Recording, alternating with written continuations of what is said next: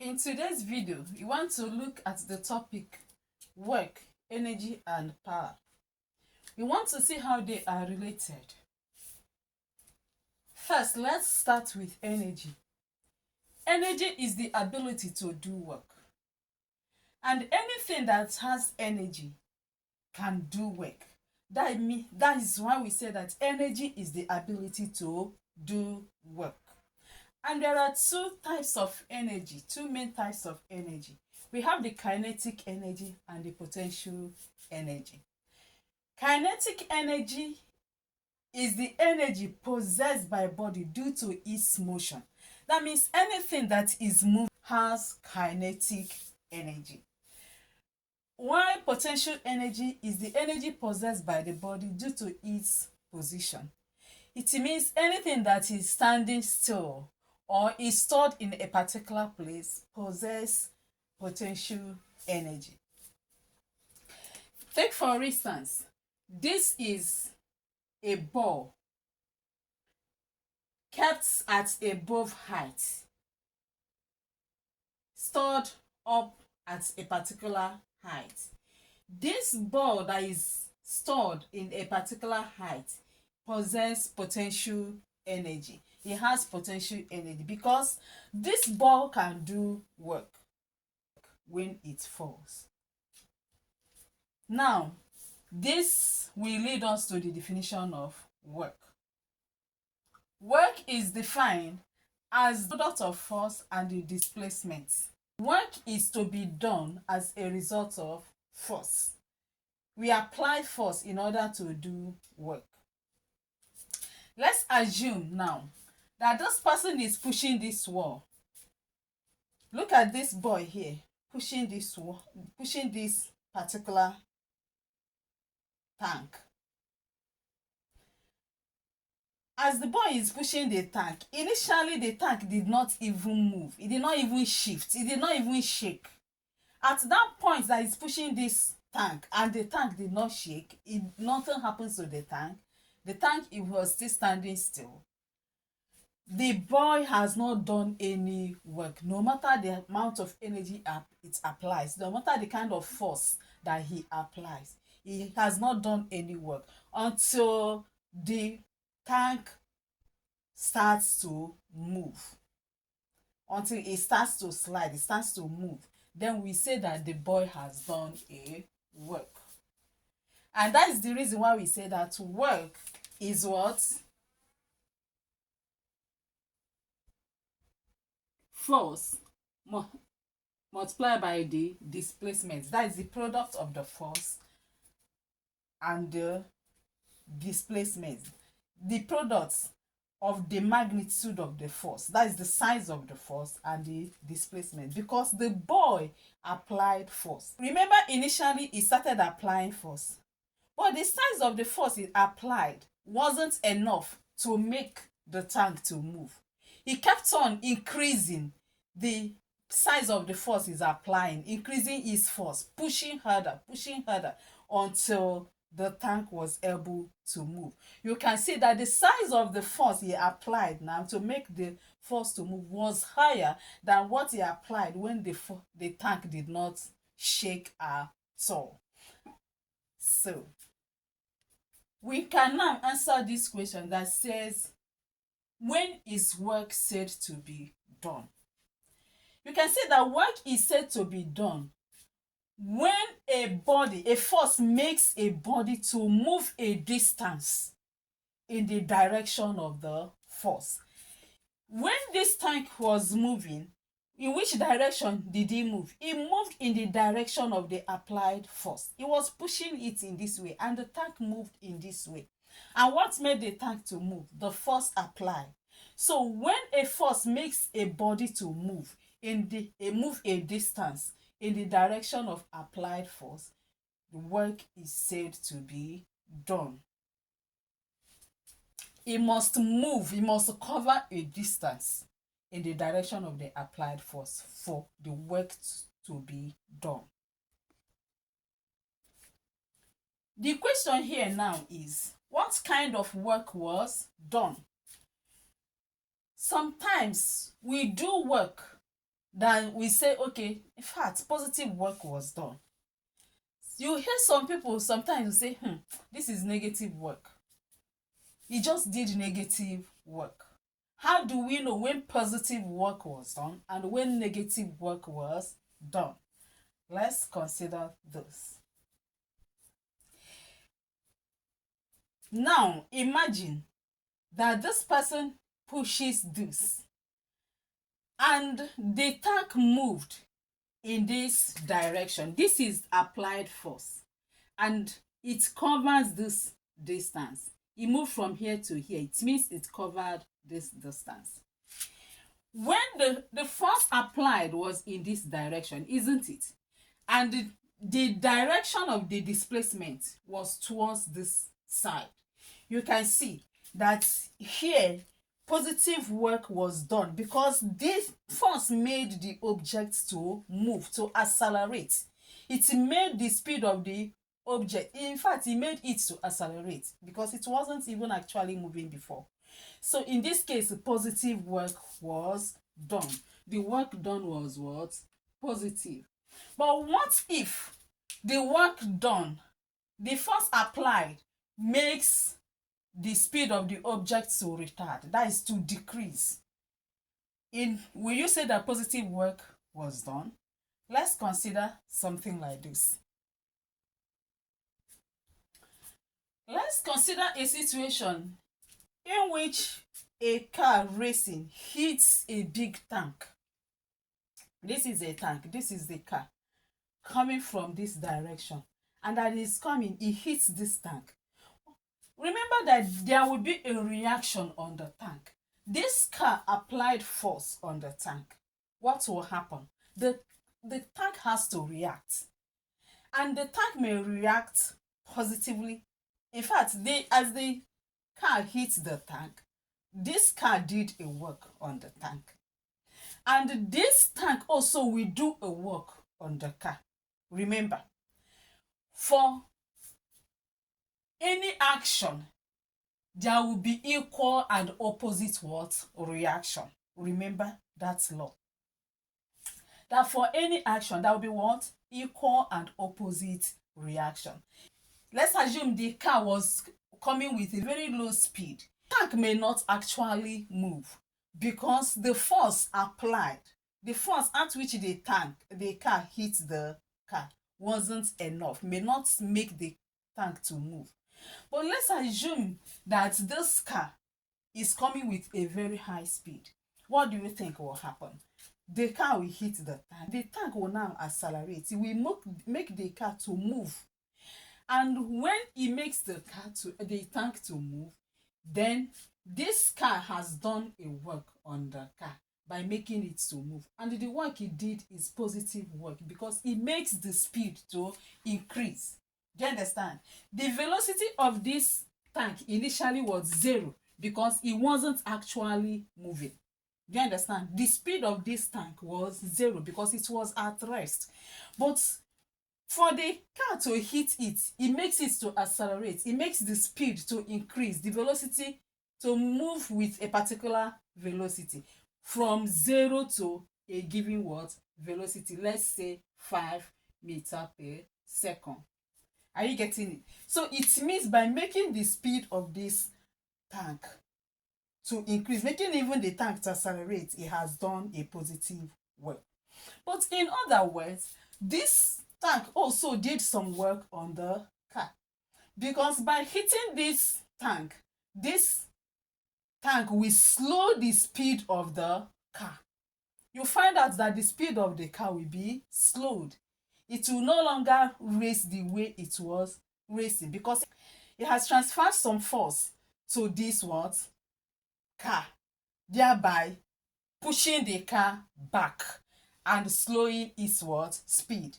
So you can see that's the reason why we say that the work done is the product of the magnitude of the force and the displacement. Because the displacement is not just like distance.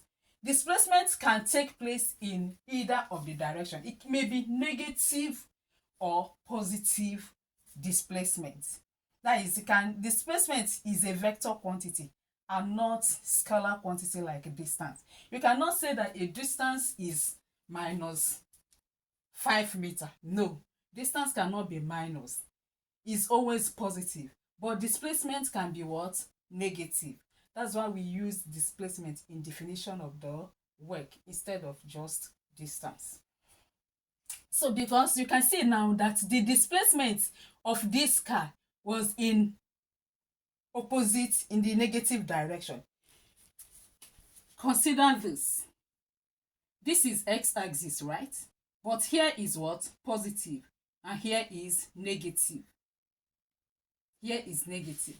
And by hitting this, its speed, it was speeding up. By hitting it, it makes it to move, as it reduces its speed, thereby doing the work, causing it to, the displacement to be in the what? Negative direction. You can see now that because it reduced the speed of the car, the work done by the tank on the car is negative work. So anytime work is done and the work done makes the velocity of an object to increase, it makes the speed of an object to increase, it means positive work was done. But when this work done causes the speed of the object to decrease, it means that negative work was done. Another way of knowing positive work or negative work is done is considering the direction of the applied force and the displacement. If the displacement is in the same direction with the applied force, it means positive work is done. But if the applied force is in opposite direction with the displacement, negative work is done. Let's assume that a force was applied on this tank by the means of tension. A rope was tied on this tank, pulling it like this, and the tank now is moving in this direction. You can see that there is an angle between the rope, the force, and the direction, that is the displacement. Remember, one may ask you what work is done here. For us to know the work done in this kind of situation is because of the magnitude of the force and the displacement multiplied by the cos of the angle between the two, the force and the displacement.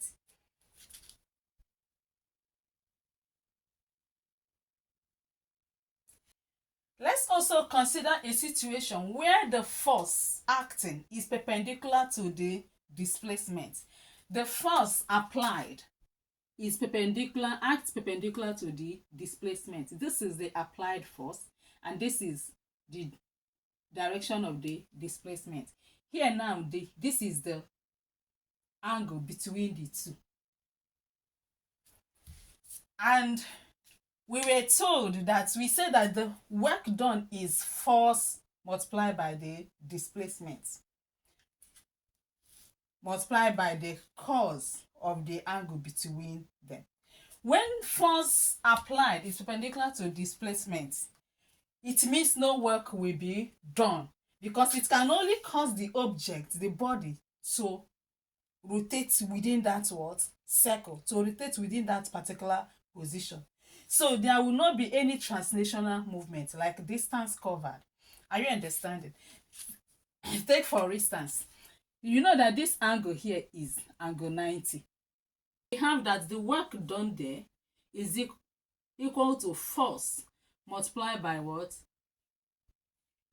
Displacement cos 90. And cos 90 is 0. So with this 0 now, we render everything there 0 because 0 multiplied by whatever displacement multiplied by the force will give you 0. That shows that no work was done when the force is perpendicular to the displacement. Let's consider the work done in a force field. The Earth gravitational field is an example of a field force. There is always force that is pulling an object towards the center of the Earth. And we define the weight of an object as the force of attraction on the object due to gravity, the Earth's gravity. To lift this bucket up, this bucket that is containing water, up to a particular height,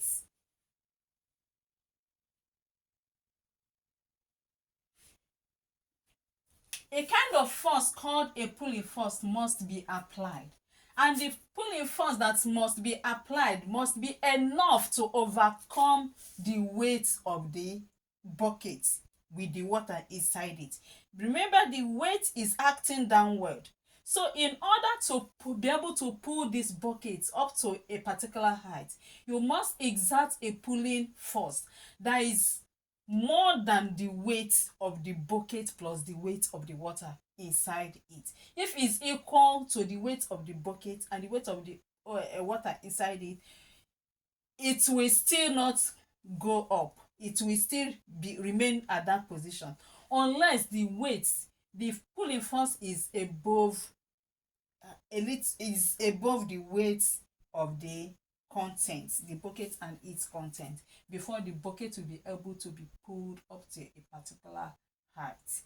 And this work done, in that case now they are pulling it up, work has been done because it has moved a distance, which is the height. It has moved a particular distance, which is the height. And in doing this work, the work done in this case, remember we said that work done is what? The force multiplied by distance. Okay? And the force here now is this weight.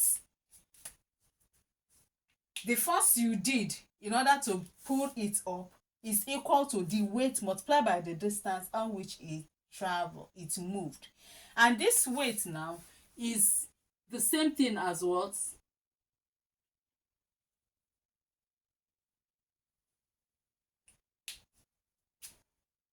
The force here is that weight, that is, which is the M is equal to the mg, where m is the mass of the bucket and its content, while d is the gravitational acceleration. So in that case now, if we substitute this with the force, we have that this is work done is equal to mgh, where the h is the distance traveled, which is the height, the height to which it was pulled. This work done was done against gravity. The gravitational force is acting downward, right? And you are pulling the bucket upward. So the work done is against gravity. It's not supporting gravity, but it's contrary, is in opposite the direction of the gravitational force. Now let's dive into some calculations. Let's consider this example. A ball of 120 kilograms carries a brick load of 40 kilograms up to a height of 20 meters. Calculate the work done by this ball. The total mass of the load, the total mass that was lifted up, was what? The mass of the ball together with the mass of the brick. And that gave us what? 120 plus 40 gave us 160 kilograms was the mass that was lifted up. Now the work done in lifting this mass up is mg, where m is the mass, the g is the gravitational force measured in meter per second square, and the h is the height, that is the distance it covered, in which is what? 20 meters. So in substituting this, we have already gotten that mass is 160 kilograms multiplied by the g, which is 10 meters per second square, multiplied by the distance, which is h, 20 meters. So this will give us 32,000 kilogram meter square per second square. Kilogram meter square per second square is the same thing as joule. Okay, so this is 32,000 joule. I hope you know that when converting joule to kilojoule, you have to divide by 1000, and that is exactly what I did to get 3.2 kilojoule. I just say 32,000 divided by 1000. Okay, that is 32 kilojoule. Sorry. Let's consider the second example. A stone of mass 10 kilograms falls from a height of 1 meter. What work was done by the stone? The work done is equal to mgh, where m is the mass, g is the gravitational force, which is 10, and the height, the distance, is the 1 meter. So we have 10 multiplied by 10 multiplied by 1, and that gave us 100 joule. Let's consider question number 3. It said a load of mass m slides down a smooth plane with an inclination theta from A to B. The same mass was dropped from A to C, to ground C, a vertical distance h. In which situation was more work done? Here, the work done in an inclined plane, this type, is the force multiplied by distance multiplied by sin theta. That is the product of the force and the distance multiplied by sin theta. Okay, first let's look at the work done on the vertical direction by dropping the load. Let's assume here is the load, this is the load. By dropping the load from this particular height to the ground C, the work done is mgh, right? So, and that is that. Now let's look at the work done in the direction of AB, because this, we just decide to visualize exactly what the question is saying. The work done along AB. I will say that the work done along AB is the mass, because it's the same mass that we are talking about, right? Is the mg, that's the force, multiplied by the what? The distance traveled. And the distance traveled is what? AB. This is the distance the load traveled. Sine what?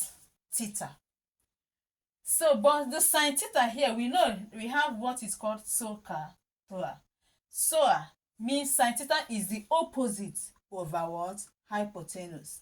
So, which is, our opposite is h, which is the height,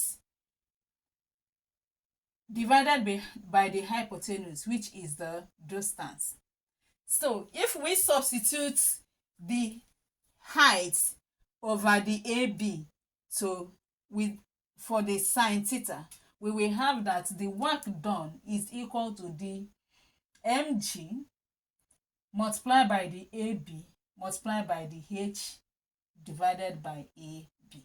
AB we cancel AB, so that we have that the work done is what? Mass times gravity times what? Height. You can see that in this case the same work is done both in the vertical and in the inclined direction.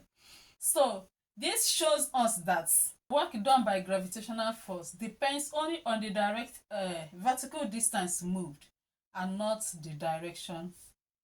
When I do this, a dog of mass 40 kilograms runs up a hill of height 20 meters. What work was done by the dog? 2. A ball of mass 3 kilograms rolled down an inclined plane 6 meters long with an angle of inclination 30 degrees. Calculate the work done, given that gravitational acceleration is 10 meters per second square. See you in the next class. Please, if you like this, click on the subscription button. click on the like button and then the bell, so that when next I upload new video, you will be notified to come and watch.